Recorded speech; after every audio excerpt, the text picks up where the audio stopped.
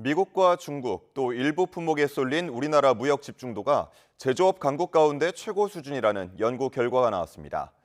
수출로 먹고 살 수밖에 없는 한국, CPTPP 가입 같은 과감한 무역 다변화 노력이 필요하다는 국책연구원의 제언이 나왔습니다. 이승은 기자가 보도합니다. 우리나라가 가장 많이 제품을 수입하는 나라는 중국으로 비중이 22%가 넘습니다. 중간재, 자본재, 소비재 등 제조업 상품 전반을 수입합니다. 수출로 보면 중국과 미국이 40%에 육박합니다.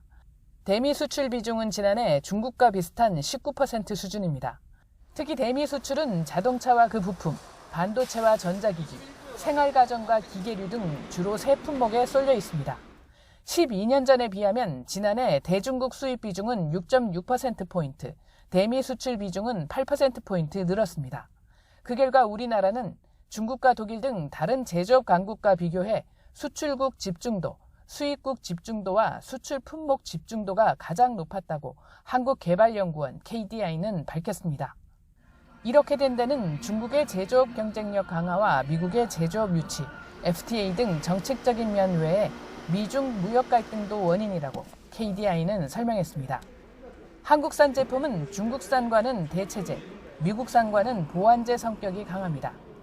미국이 중국산에 관세를 올리면 한국산이 더 잘 팔리고 중국이 미국산에 관세를 올리면 한국의 대중 수출이 감소합니다. 무역 집중 현상은 경제 안정성을 해칩니다.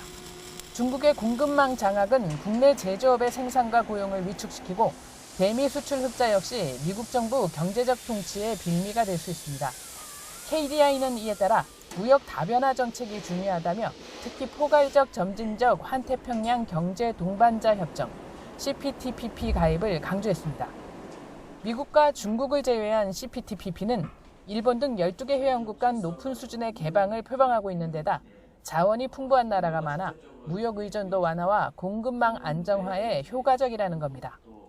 농산품을 개방을 해야 된다는 그런 강한 요구가 있기 때문에 잘 안 됐던 것들이 있고, 그 다음에 이제 일본과의 갈등 문제가 또 있습니다. 지금 이제 정부가 새롭게 들어서면서 일본과 어떤 그런 대화가 잘 돼가고 있는 것 같고요. 농민들도 좀 예전과는 분위기가 많이 달라졌다라고 합니다. KDI는 이번 통상협정이 잘 마무리되더라도 무역 쏠림을 그대로 두면 경제 안보는 취약할 수밖에 없다고 밝혔습니다. YTN 이승은입니다.